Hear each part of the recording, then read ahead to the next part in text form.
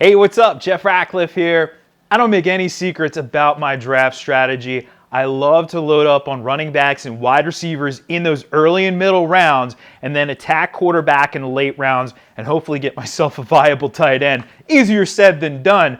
But you know what? Of running back or wide receiver, the position I'm more likely to use a late round pick on is wide receiver. And late round picks are anything after round 11. And simply put, your hit rate at running back, it's really hard to find a late round running back who is actually going to hit for fantasy purposes. I think you have a much better chance at wide receivers, so that's why I tend to be a little bit more top heavy at the running back position.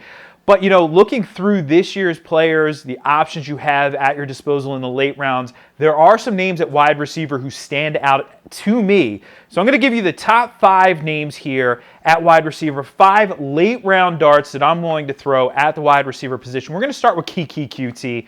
And yeah, that's fun to say. And hey, it's fun to watch the Texans offense right now. Deshaun Watson ascending. And let's be clear, DeAndre Hopkins is the #1 receiver in Houston. There's no denying that, and that's not going to change.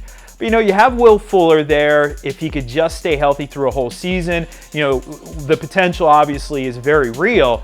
But QT showed last year that he can be a viable option as well. And let's not forget, in the NFL playoffs last year, he went for 11 catches, 110 yards, and a score against the Colts. So you can put up some big numbers if given the opportunity. You're probably not going to have to pay a premium price for Kiki QT this year, so he's an ideal late-round dart throw. How about DeSean Jackson? Now, older wide receivers, older players in general, I typically don't like to load up on those guys, but I'm willing to take a shot on Deshaun this year, going back to Philadelphia, getting paired up with Carson Wentz. Deshaun never really seemed to have that chemistry fully down with Jameis Winston in Tampa Bay. We're hearing early reports that he does have that chemistry with Carson Wentz. Now, we'll see when we get to the season, but the thing about Deshaun is typically you don't have to pay a high price for him over the last several seasons, but his hit rate has been relatively low. If he's able to carve out that #2 wide receiver spot in Philly, like we think he will, I mean, he could very well be the #3 target behind Alshon Jeffrey and Zach Ertz, which means maybe a little bit more weekly consistency than we've seen out of him in the past, and he still has the wheels. He can still take the top off the defense, so he gives you that big play upside as well. That's worth a late round dart for sure. How about Marquez ValdesScantling in Green Bay?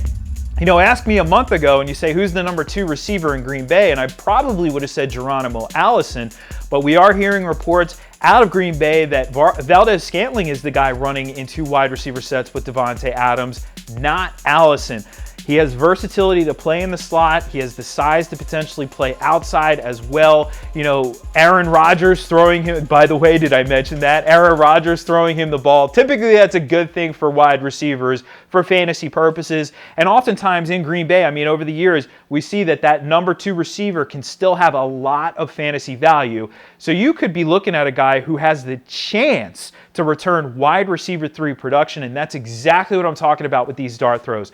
You're not paying a premium price on draft day, and like I said, if ValdesScantling doesn't hit, you'll know in a few weeks, and guess what? You can just cut him. You're going to need the bench spot anyway, very likely to pick up players throughout the course of the season. So it's no harm, no foul, but it definitely is worth that chance, especially with the positive buzz that he's seeing right now. The 4th player on my list, Anthony Miller. Now, last year, I loved me some Anthony Miller. Unfortunately, he entered the season a little bit banged up, and now we found out he was basically banged up the entire season. But what was he able to do? He goes out and scores 7 touchdowns regardless. That was impressive enough as, you know, unto itself, much less the fact that he was hurt the whole time. Now you look at the offense heading into year 2 of Matt Nagy. You know, Mitchell Trubisky showing progress last year. And, hey, Allen Robinson's the #1, but that #2 spot in that offense is very much up for grabs. You look at what Anthony Miller is capable of doing. He's very versatile as well. He can play inside and outside. And athletically, he's off the charts. A fully healthy Anthony Miller is a dangerous fantasy weapon. That's one I'm definitely going to throw a dart on. Love me some Anthony Miller yet again this year. Again, you know, outside of the wide receiver 3s, but does he have the potential to crack the top, say, 35 in fantasy scoring? Absolutely. Finally, Let's go with Deshawn Hamilton. Now, there's a little bit of a caveat here because a lot of his fantasy value is going to be tied to Emmanuel Sanders' status.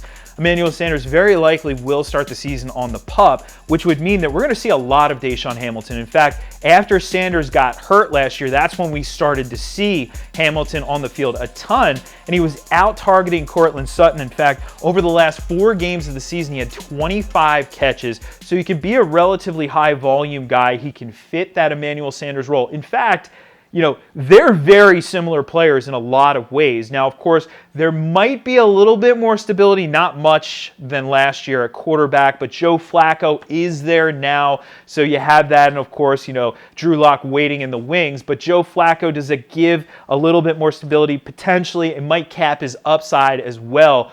So that's why, a late round guy, not a guy I'm going to be considering in, say, like the 7th, 8th, 9th round. But if Deshawn Hamilton's hanging out there in the 12th or 13th or 14th round, he is more than worthy of a dart throw for fantasy purposes. So 5 late round wide receiver dart throws in your 2019 fantasy football drafts. If you want to see where all these guys come in our fantasy football rankings, you can check those out for PPR, for non-PPR, for half-point PPR, every format over at ProFootballFocus.com.